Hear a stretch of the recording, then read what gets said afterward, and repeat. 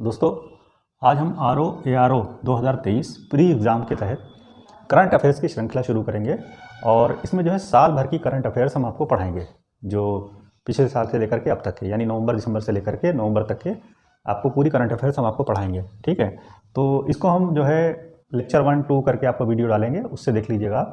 तो शुरुआत हम करते हैं अक्टूबर महीने की जो है करंट अफेयर्स, उसको पढ़ाते हैं। अक्टूबर 2023 की करंट अफेयर्स से शुरुआत करते हैं। अच्छा, करंट अफेयर्स तैयार करने के लिए जब आप करंट अफेयर्स को तैयार करें तो बहुत ही ऊपरी सतह वाली ना पढ़ें, ठीक है, उसको थोड़ा गहराई से पढ़िए, उसमें डीप में जाइए। कभी कभी क्वेश्चन अंदर डीप से आ जाता है उस टॉपिक से, करंट अफेयर्स के, तो उस हिसाब से आप तैयार करिएगा। तो अक्टूबर के करंट अफेयर्स हम आपको पढ़ाते हैं और इसकी शुरुआत करते हैं कि राष्ट्रीय घटनाक्रम से, जो भारत का जो राष्ट्रीय घटनाक्रम है वहाँ से शुरू करते हैं। तो सबसे पहले सुप्रीम कोर्ट ने भी फैसला दिया है कि जो समलैंगिक होते हैं, समलैंगिक कानून जो था, जो इसकी एक संस्था है, उसने सुप्रीम कोर्ट में याचिका दायर की थी कि इसको कानूनी मान्यता दी जाए, लेकिन सुप्रीम कोर्ट ने इसको खारिज कर दिया है। उसने कहा है कि जो ये कानून है उसका अधिकार केवल जो विधायिका है उसके पास है, और जो पार्लियामेंट है या विधानसभा है वो कानून बना करके इसके अंदर मतलब काम करे कि वो कानून लाए इस तरीके का कि इसको मान्यता दी जाए। तो सुप्रीम कोर्ट ने उनकी याचिका खारिज कर दी है और उन्होंने ये भी कहा है सुप्रीम कोर्ट ने कि विधायिका को निर्देश देना अदालतों का अधिकार क्षेत्र में, अदालतों के अधिकार क्षेत्र से बाहर है। ठीक है, यानी विधायिका को निर्देश देना अदालतों के अधिकार क्षेत्र से बाहर है, और ऐसे जोड़ों को बच्चा गोद लेने का भी अधिकार नहीं है। ठीक, तो ये याचिका खारिज कर दी गई है।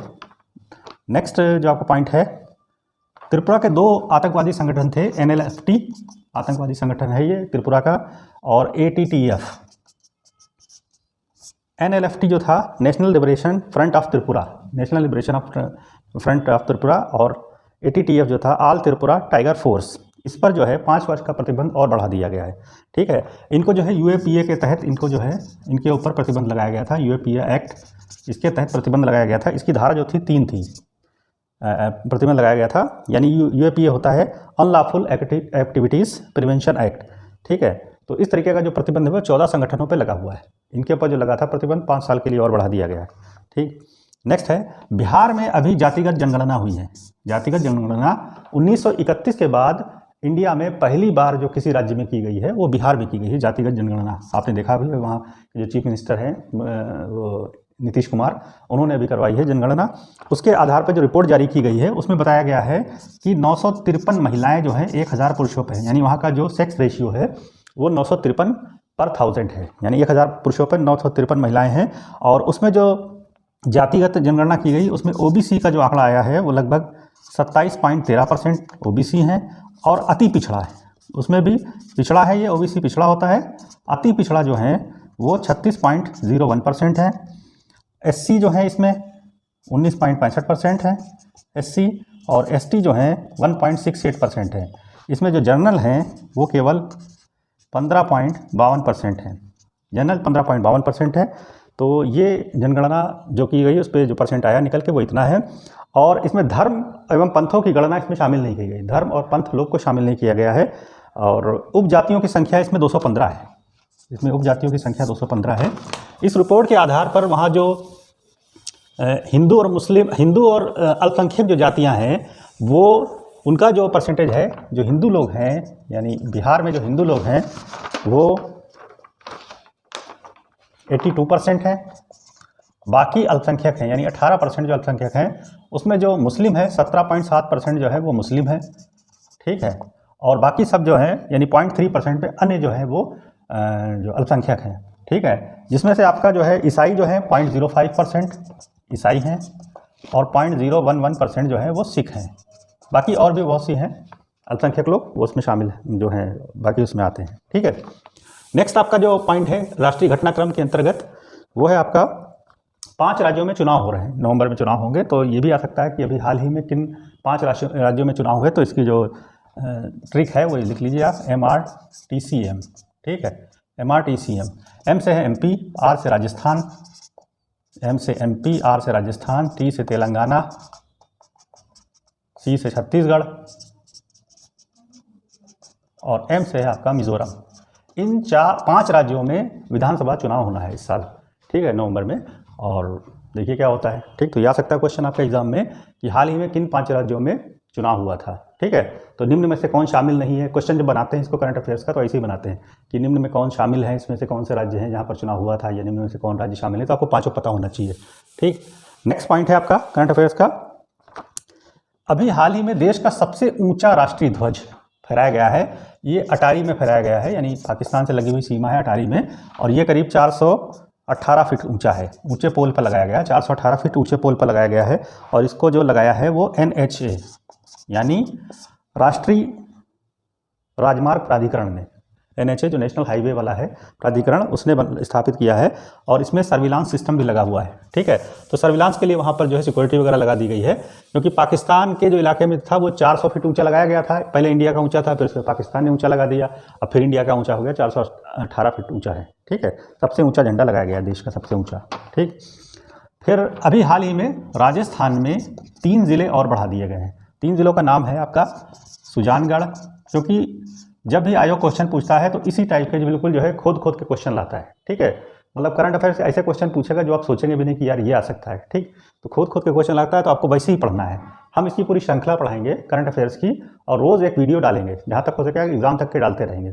तो उसमें पूरा हम साल भरे का करंट अफेयर्स डिस्कस कर लेंगे आपसे, और उसके नोट्स बना लीजिएगा, उससे पढ़िएगा। ठीक है, बाकी कुछ मैगजीन से भी आप पढ़ते रहिएगा अपने। ठीक है, मैगजीन्स के लिए हम आपको बता देंगे बाद में कौन सी मैगजीन पढ़नी है आपको। तो 3 ज़िले जो बड़े हैं, सुजानगढ़, मालपुरा और है आपका कुचामन। तो अब ज़िलों की संख्या 50 थी पहले, बढ़ करके 53 हो गई है, यानी राजस्थान में जो ज़िले थे 50 से बढ़कर 53 हो गए। ठीक है, नेक्स्ट पॉइंट आपका एक है प्रोजेक्ट उद्भव। प्रोजेक्ट उद्भव, ठीक है, प्रोजेक्ट उद्भव। ये क्या है?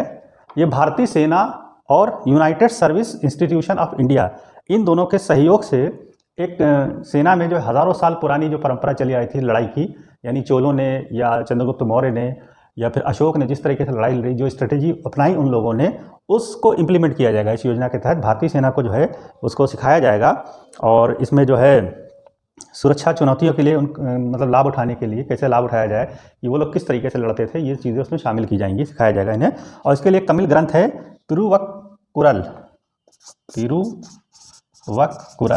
इस ग्रंथ से भी काफ़ी कुछ लिया गया है लड़ाई के बारे में, कैसे क्या मतलब दांव पे अपनाए जाते हैं, तो वो इसमें लिया गया है। तो इसको जो योजना बनाई गई है प्रोजेक्ट उद्भव नाम दिया गया है, इसके तहत इसमें काम किया जा रहा है। ठीक है, नेक्स्ट पॉइंट आपका है, एक है इम्फाल। ये एक युद्धपोत है इम्फाल, इसको विशाखापत्तनम श्रृंखला के तहत शामिल किया गया है, यानी विशाखापत्तनम श्रेणी का जो है चौथा ये युद्धपोत है, इम्फाल नौसेना में शामिल किया गया है। और प्रोजेक्ट 15B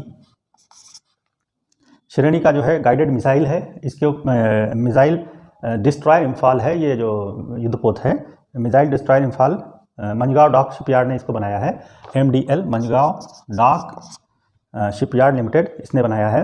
164 मीटर लंबा ये है, ये युद्धपोत जो है 164 मीटर लंबा है। ठीक है, और 7500 टन की इसकी क्षमता है। ब्रह्मोस और बराक 8 मिसाइल इसके ऊपर तैनात हैं। ठीक है, और ये नौसेना में शामिल कर लिया गया है। ये इसको बनाने में 72% जो है स्वदेशी माल लगाया गया है, बाकी 28% इसमें विदेशी माल लगा हुआ है, और इसका इस्तेमाल लड़ाई के लिए किया जाएगा और नौसेना में शामिल किया गया। अच्छा, इसमें पहली बार जो है महिला जो सैनिक हैं उनके लिए भी आवास बनाया गया है। ये क्वेश्चन ज़्यादा इंपॉर्टेंट है कि महिला आवास जो बनाया गया है वो पहला युद्धपोत कौन सा है, तो उसका नाम है इम्फाल। ठीक है, उसके बाद नेक्स्ट पॉइंट है आपका राष्ट्रीय घटनाक्रम के अंतर्गत हम आपको पढ़ा रहे हैं जी के ये करंट अफेयर्स। ठीक है, TVD1, ये क्या है? TVD1 इसको कहा जाता है test vehicle abort mission. Test vehicle abort mission 1, ये एक जो है व्हीकल है, इसके थ्रू जो है मनुष्य को अंतरिक्ष में भेजने की भारत की योजना है। अभी इसको ऐसे ही भेजा गया था, इसमें 2 CES और CM ये 2 मॉड्यूल थे, इसमें स्केप सिस्टम बोला जाता है, और crew module CM crew module. तो ये अपना वहाँ सर्वे करके और घूम के क्रू मॉड्यूल जो है CM ये पृथ्वी पर वापस आ गया है। अब ये जो अगला इस योजना के तहत अगला जो यान है वो 2024 में मानव रहित भारत की भेजने की योजना है, यानी मानव रहित 2024 में भेजेंगे। इसका नाम रहेगा TVD2। ठीक है। और 2025 में जो भेजेंगे ये इसमें मानव सहित भेजेंगे, इसमें मानव को बैठाल के भेजेंगे। TVD3 योजना 2025 में ये है जाएगा, और इसके बाद नेक्स्ट जाएगा 4। तो यहाँ तक की पूरा प्लान बना लिया गया है 2025 तक, और 2026 में भी हो सकता है भेजें। ठीक है, तो मानव वाला जो यान भेजा जाएगा अंतरिक्ष में 2025 में, यानी मानव को उतारने की वहाँ पर योजना है। ठीक है, जैसे भी चंद्रयान 3 गया था तो उसको भी बताएंगे आपको आगे। तो उसी तरीके से योजना है आपका वो भेजने की। ठीक, इसके बाद जो है कुछ प्राइस के ऊपर डिस्कस कर लेते हैं हम, अवार्ड्स वगैरह कुछ। ठीक है, थोड़ा थोड़ा हम आपको करंट अफेयर्स पढ़ाएंगे, क्योंकि ज़्यादा एकदम नहीं पढ़ाएंगे, थोड़ा थोड़ा तैयार करते रहिए, उसके नोट्स बनाते रहिए, और थोड़ा एक आधी मैगजीन से भी पढ़ते रहिएगा, है ना, क्योंकि पढ़ने से ज़्यादा याद होता है। ठीक है, पढ़ेंगे उससे नोट्स बनाएंगे, जो हम बताएंगे उससे थोड़ा कॉन्सेप्ट आपका क्लियर हो जाएगा। ठीक, नोबेल प्राइज़ अभी दिया गया है 2023। अच्छा, नोबेल प्राइज़ जो है 2 संस्थाएं देती हैं, नॉर्वे और स्वीडन की संस्था देती है नोबेल प्राइज़। आप देख लीजिएगा इसमें क्या है डिटेल। ठीक है, इसमें क्या होता है, जो प्राइज़ दिया जाता है 6 क्षेत्रों में दिया जाता है। एक आपका होता है साहित्य, दूसरा होता है शांति, फिर होता है आपका चिकित्सा, चौथा होता है आपका रसायन, पांचवा होता है भौतिक फिजिक्स, और छठा आपका होता है वो अर्थशास्त्र यानी इकोनॉमिक्स। ठीक है, ये छठा वाला जो है, जब नोबेल प्राइज़ स्टार्ट हुए थे तब ये शामिल नहीं था, इसमें केवल 5 ही क्षेत्रों में दिया जाता है। छठा वाला जो शामिल किया गया था नोबेल प्राइज़, वो 1968 में शुरू किया गया था। स्वीडन की एक बैंक है, केंद्रीय बैंक है, सेंट्रल बैंक वहाँ की है, उसने इसको स्टार्ट किया था। इसका नाम जो है स्वेरिक्स बैंक पुरस्कार नाम से भी है, स्वेरिक्स बैंक पुरस्कार भी इसको बोला जाता है। ठीक है, अच्छा, तो स्वीडन बैंक है, उसने स्टार्ट किया था ये। तो इसमें क्या होता है, जो पुरस्कार सिंगल मैन को दिए गए हैं, यानी आदमी या औरत कोई भी हो, सिंगल, वो ज़्यादा इंपॉर्टेंट होते हैं, डबल ट्रिपल वाले इतने इंपॉर्टेंट नहीं होते हैं। तो शांति के लिए जो पुरस्कार दिया गया है वो महिला अधिकार और आज़ादी के लिए संघर्ष कर रही थी, ईरान की महिला है नरगिस मोहम्मदी, इनको मिला है। ये ईरान की दूसरी महिला है। इससे पहले ईरान की एक और महिला को शांति के लिए नोबेल प्राइज़ मिल चुका है, उसका नाम था शिरीन इबादी, पहली महिला थी वो, दूसरी महिला ये है नरगिस मोहम्मदी। इन्होंने महिला अधिकार और आज़ादी के लिए, उनके संघर्ष के लिए काम किया है, तो इस वजह से इनको नोबेल का शांति पुरस्कार मिला है। साहित्य के लिए जो मिला है वो आपके ये नॉर्वे के हैं, जॉन फॉसे, ये नॉर्वे के हैं, ये साहित्यकार हैं। इन्होंने 70 से ज़्यादा रचनाएं लिखी हैं, नाटककार भी हैं, निबंधकार भी हैं, बाल साहित्य भी इन्होंने लिखा है, कविताएं लिखी हैं, बहुत कुछ इन्होंने लिखा है। इनकी एक शैली है फॉसी मिनिमलिज्म।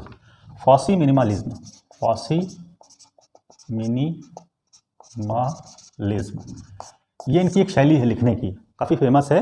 तो क्या शैली है अब आपने देखिएगा, फॉसी मिनिमलिज्म, हो सकता है इसी पे क्वेश्चन पूछ लिया जाए, ये किसकी शैली है, तो जॉन फॉसे की। इनको साहित्य के लिए नोबेल प्राइज़ 2023 में मिला है।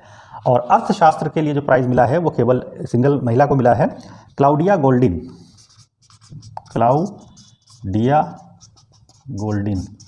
इनको मिला है अर्थशास्त्र के लिए। और इन्होंने अमेरिकी श्रम अर्थशास्त्री हैं, इन्होंने श्रम बाजार पे काम किया है, इसीलिए इनको जो है ये नोबेल प्राइज़ मिला अर्थशास्त्र में। ठीक है, भारत का जो अभिजीत बनर्जी थे उनको 2019 में नोबेल प्राइज़ मिला था अर्थशास्त्र के लिए, हालांकि ये भारतीय मूल के थे। अब तक के जो कुल भारतीय हैं उनको नोबेल प्राइज़ मिला है 5 भारतीय और 5 भारतीय मूल के, यानी कुल मिला के 10 हो गए। ठीक है, 5 भारतीय मूल के और 5 ओरिजिनल भारतीय जिनको मिला है। ठीक है, उसके बाद कुछ आदमी जो इस समय चर्चा में थे, इस महीने जो अक्टूबर 2023 था, इसमें कुछ व्यक्ति चर्चा में थे, उनके ऊपर डिस्कस कर लेते हैं। जैसे KN शांत कुमार, इनको जो है PTI ट्रस्ट ऑफ इंडिया, इनका जो है चेयरमैन बनाया गया है, PTI का चेयरमैन बनाया गया है। ठीक है, फिर एक है आपके अरिंदम बागची, ये यूएनओ में जो थे, जिनेवा कार्यालय में इनको स्थायी प्रतिनिधि बनाया गया है। इससे पहले थे इंद्रमणि पांडे, ये थे इसके प्रतिनिधि।